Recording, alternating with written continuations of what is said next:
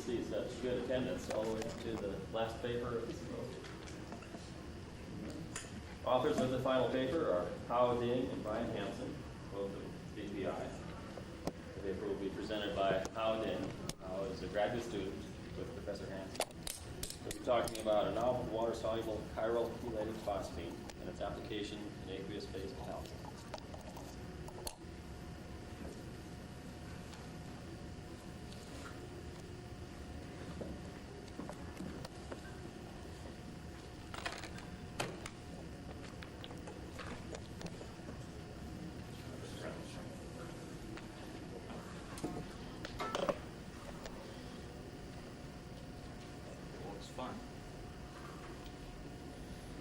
Okay. Today I'm going to talk about the two-phase hydrogenation with surface-active chiral chelating phosphates. I'll mainly focus on the synthesis of these surface-active chiral chelating phosphates. And later on in the talk, I'm going to use one example to demonstrate how these surface-active phosphates actually affect the reaction activity and the inertial selectivity of asymmetric hydrogenation and two-phase condition. Let's start with a short introduction. Why two-phase catalysis?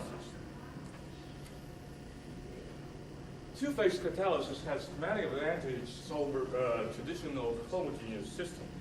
First, it's environmentally benign, since using water as a solvent minimizes usage of organic solvents, which are considered to be environmentally hazardous. Second, since water is a highly potent solvent, it's usually immiscible with common organic solvent and organic product. So the separation of the product from the water-soluble catalyst is expected to be easy. It can be simply accomplished by a simple phase separation after the reaction.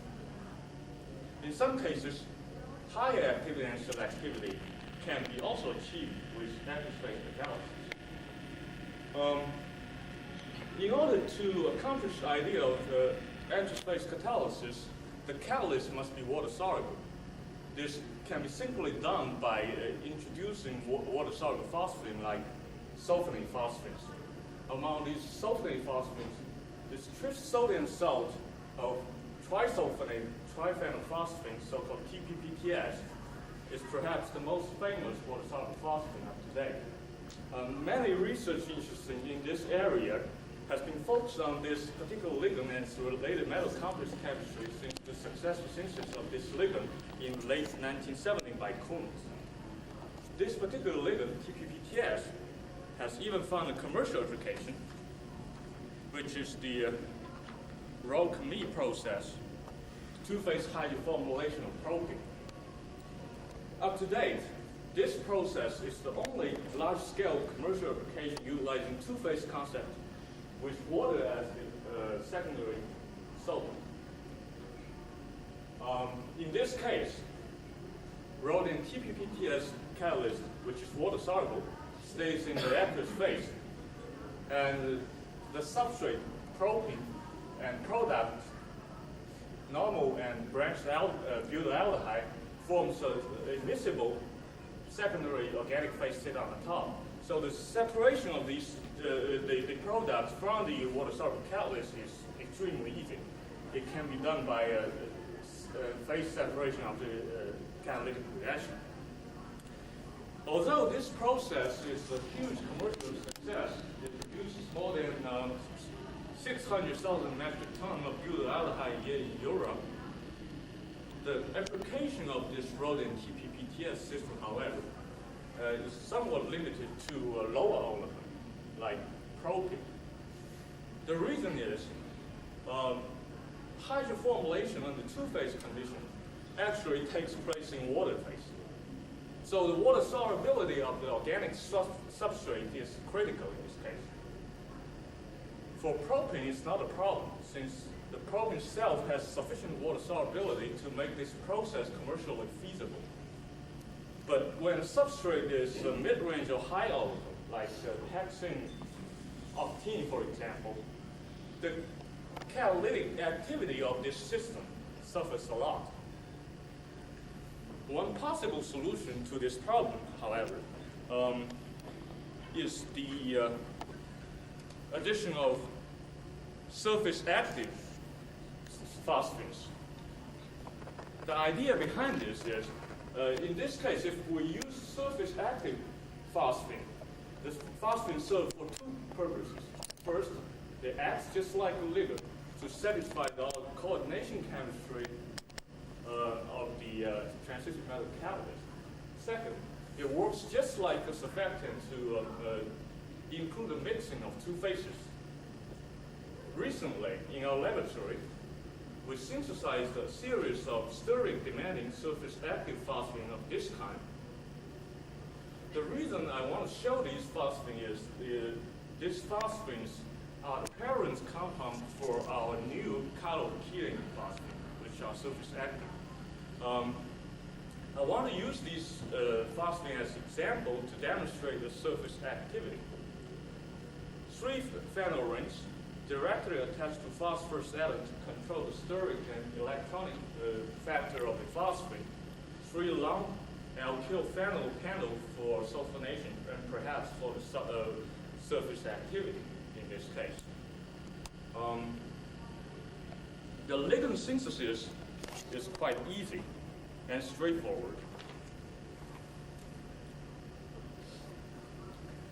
The first step here is to utilize the different reactivity between bromo-chloro in the metal halogen exchange reaction to produce exclusively this chloro derivative of phosphate precursor.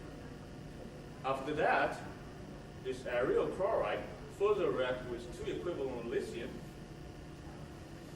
followed by the addition of PCl3. It gives us this triaryl phosphine. One feature in the synthesis of these ligands, which is particularly worth mentioning, is the sulfonation. Unlike traditional direct sulfonation, which I'm going to mention later on in the talk, the sulfonation of these phosphines can be easily done by concentrate sulfuric acid only. Trisulfonation can be completed within a matter of several hours. And the sulfonate group always goes to the para position of the outside phenyl ring.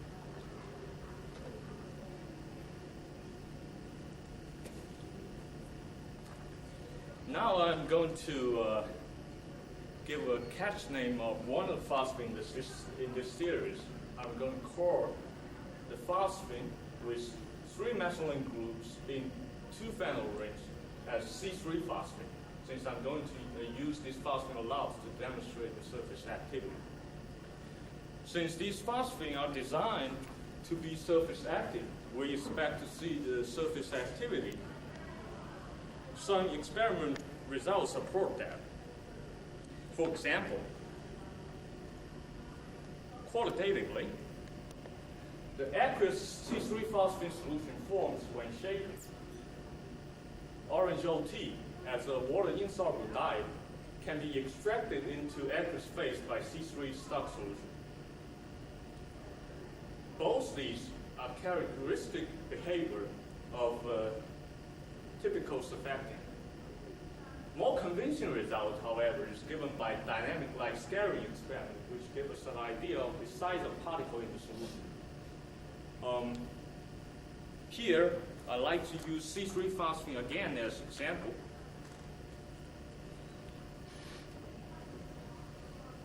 C3 stock solution was constantly measured at 7 angstrom as hydrodynamic radius. The 7 angstrom as radius perhaps indicate that there's no aggregation going on at this stage, because this number is probably the size of a single C3 molecule cell. However, when sodium chloride was added as a means to increase the solution ionic strength, the size of particle in the solution increased to 20 angstrom as radius. On the other hand, TPPTS doesn't show any uniform aggregation even in salt solution. To justify the dimension of 20 angstrom, one can imagine the aggregation of 6 C3 phosphine. The picture was drawn by cache computer modeling with phosphorus element in red and sulfur in sulfonate group in green. So we can see that aggregation of 6 C3-phosphine, 6 phosphorus element aggregate in an octahedron arrangement with totally 18 sulfonate group pouring outside of this small spheric nitrate. So far, I've shown you these experimental evidence for the aggregation under low temperature, 1 atmosphere pressure. It means a lot for me to write up my PhD thesis, but on the other hand, perhaps it's useless in terms of catalysis, because these sulfonate phosphine are going to be used in some sort of catalyst ultimately. So the ultimate question will be whether or not these phosphine are capable of aggregation under catalytic condition. In order to demonstrate that, we run the two-phase hydroformylation of 1-octene. Using octene is because the water solubility of octene is almost none. So in this case, we can see whether or not the surface activity played a role in this case.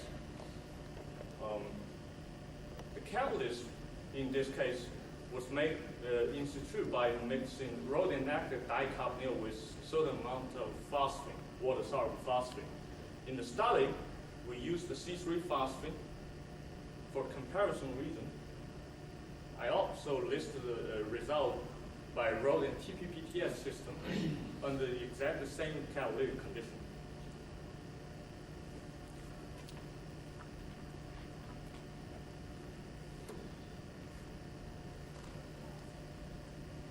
What we're looking at right now is the two-phase hydroformylation of 1-octene with rhodium TPPTS system, that commercial system with and without salt addition. Remember this, by dynamic light scattering experiment, we already know that the TPPTS doesn't aggregate even in salt solution. So salt addition further decreases the already low water solubility of the organic substrate, 1-octene in this case. As a result of this, the activity drops. The yellow bars here stands for the reaction yield, so it's an indication of the catalytic activity over a certain period of time. It holds true for both ligand to rhodium ratio 3 and ligand rhodium ratio 10. So how about our surface active phosphines? C3-phosphine as example again. With C3-phosphine, we know again from the dynamic light scattering experiment, C3-phosphine aggregate in salt solution. So additional salt promotes the aggregation. It brings up the water solubility of organic substrate.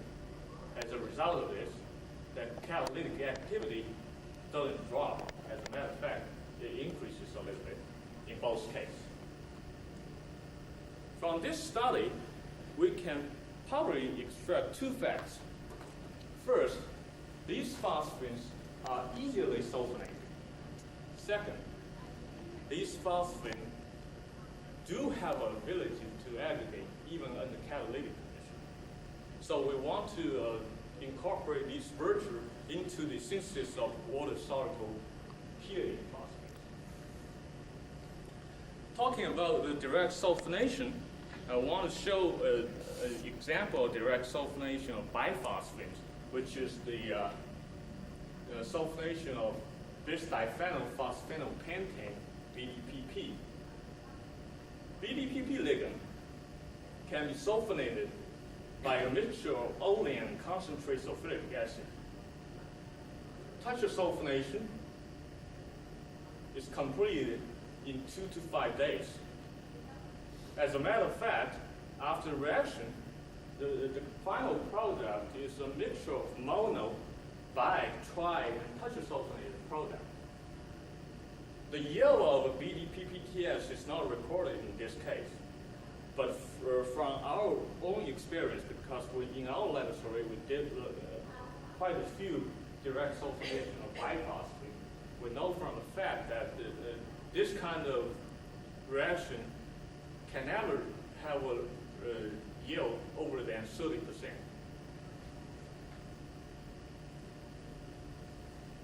Although direct sulfonation is a very useful method to introduce water solubility to aerial phosphines, but the method itself has several difficulties.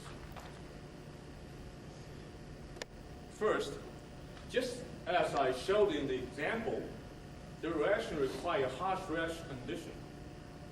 Usually, it requires a mixture of olein and concentrate sulfuric acid. Olein here is a must for higher degree of sulfonation.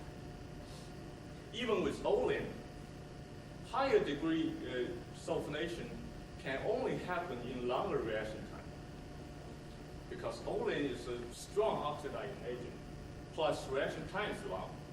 Direct sulfonation usually generate appreciable amount of phosphine oxide, which is useless. In some cases, uncertainty of sulfonation site plus the uncertainty of degree of sulfonation provides another problem, especially for chiral phosphines. Because all these problems associated with direct sulfonation, the yield is low. This is a big problem for sulfonation of chiral phosphine, because we know that the chiral phosphine are expensive. By using direct sulfonation, one can expect to waste more than 50% of the expensive chiral phosphine during the process. However, direct sulfonation method is not always inefficient. At least in two separated cases, we observed easy sulfonation. The first case is trialkyl phenylphosphine. And the second case is the C3 phosphine case. In both cases, sulfonation can be done by concentrated sulfuric acid only, without olein. Sulfonation went to completion in a matter of several hours compared to several days. And a unique aspect of this sulfonation is it forms no phosphine oxide. No phosphine oxide formation. So, we want to incorporate the structural feature of this phosphine, the C3 phosphine, into the synthesis of a chelating phosphines. That's to say, if somehow we can generate this phosphide as a nucleophile, we can do a nucleophilic substitution reaction between this phosphide and a hydrocarbon backbone with good leaving groups to generate chelating phosphine with more than one diaryl phosphenyl functional group for easy sulfonation. The hydrocarbon backbone here can be chiral, so this is also a way to make chiral chelating phosphines. So the first step here is the cleavage of aryl phosphine.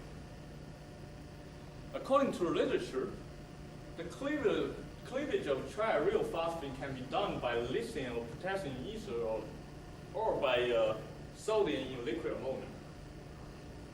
After several tries, we find out that the C3 phosphine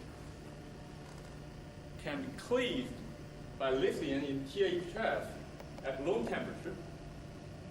The reaction is complete within 2 hours, give us this lithium phosphide and real lithium as a byproduct.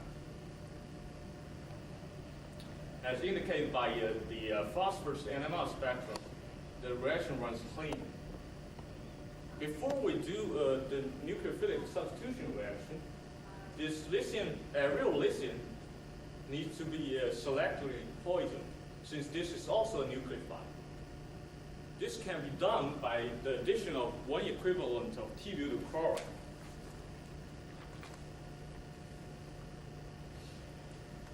T-butyl chloride in this case reacts exclusively with this aryl lithium to produce this 1,3-biphenylpropene.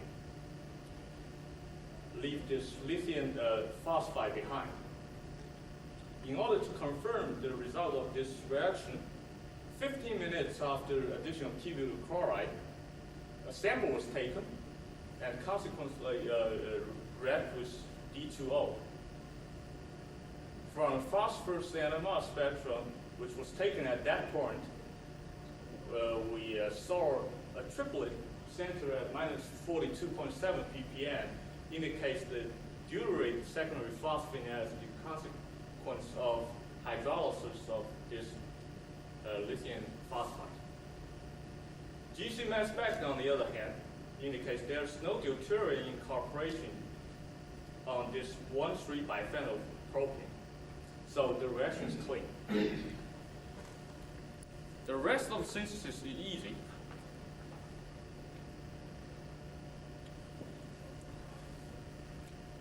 Sorry about the quality of this overhead.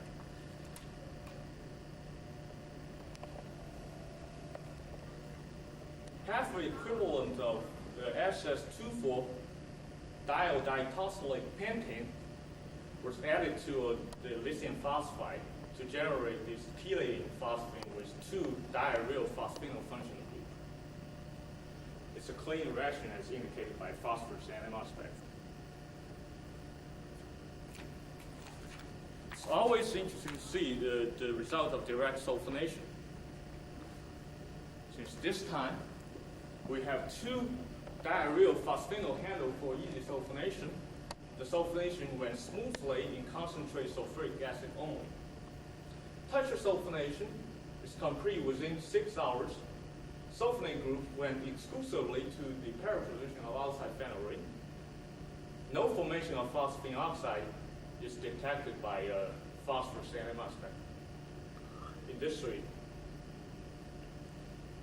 So we finally made the phosphine.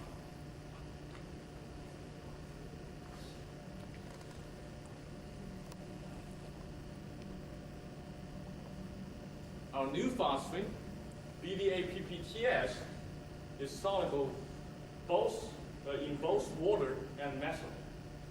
So it gives us a unique opportunity to compare the reaction activity and enantiomer selectivity between two totally different conditions. One is the homogeneous condition, perhaps in methanol, and the other is a two-phase condition using water as one phase and ethyl acetate perhaps as the other phase.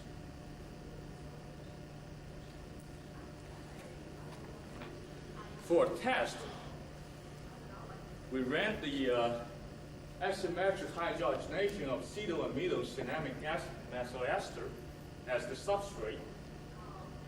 In this case, a molecule of hydrogen under catalytic condition is added across the double bond to create this chiral center if the catalyst is chiral. Homogeneously, the reaction was done in methanol. Completion of reaction can be reached in a matter of several minutes.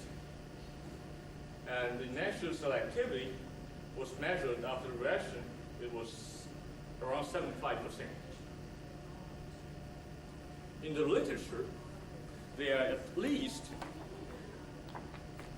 two chiral chelating phosphines which are structurally related to our new phosphine, BDAPPTS, although these two phosphines are not water soluble. Fortunately, in all three cases, asymmetric hydrogenation of this substrate were done in methanol, so we can compare the natural selectivity. We can see from this table, our new ligand performed just as well as the rest of these two non-water soluble ligands. So how about under two-phase conditions?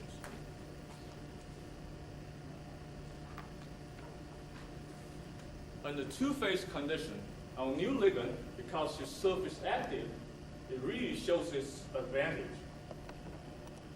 1 atmosphere pressure of hydrogen, it takes 1.5 hours to complete the reaction. The initial selectivity was measured at around 70%. Both reaction time and the initial selectivity approach to the value obtained by a homogeneous system. BDPPTS, this ligand, which is structurally similar to our new phosphine but not surface active,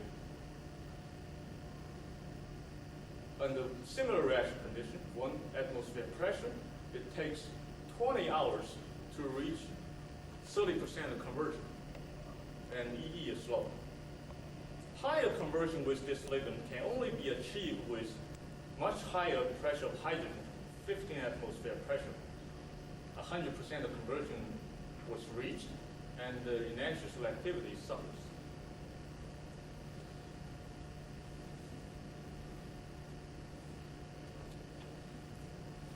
Okay, let's summarize what I've been talking about. First, the cleavage of C3-phosphine was successful. As a result of this, we proposed a synthetic method to produce water-soluble chelating phosphine, which are potentially the surface active. By this synthetic method, SSBDA-PPTS was synthesized under a mild sulfonation condition with high yield. Overall yields around 80% versus direct sulfonation, just one step lower than 30%. This diaryl phosphenyl handle has been proven to be a universal handle for easy sulfonation and perhaps for the surface activity. That's to say, by our general synthetic method, we can produce a new class of water-soluble ligands which are surface active.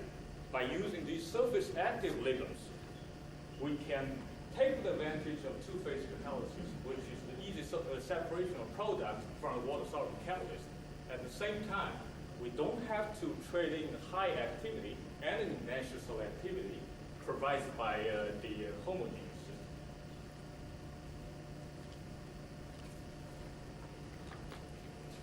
And finally, I would like to thank Dr. Brian Hansen, my research advisor at TAC, for his guidance and help. Hansen's research group for helping me out throughout these years, and NSF for funding. I'd like to thank you for staying so late for my talk. I really appreciate your time. Thanks.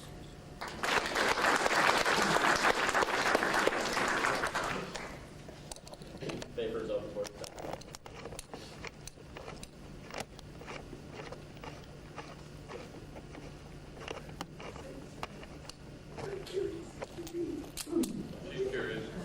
Your business is so that you can do two-phase catalysis. Wouldn't the addition of surfactant cause all kinds of bubbling and foaming?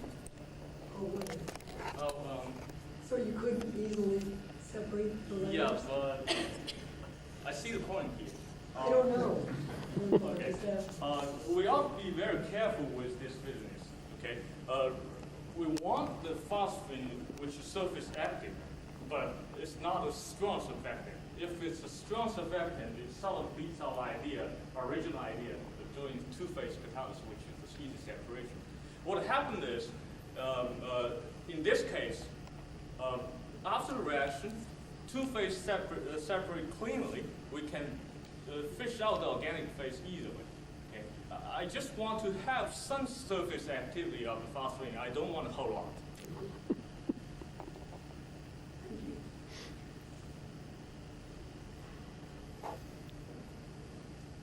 No further questions? Let's thank Hao and all the speakers in the homogeneous catalysis.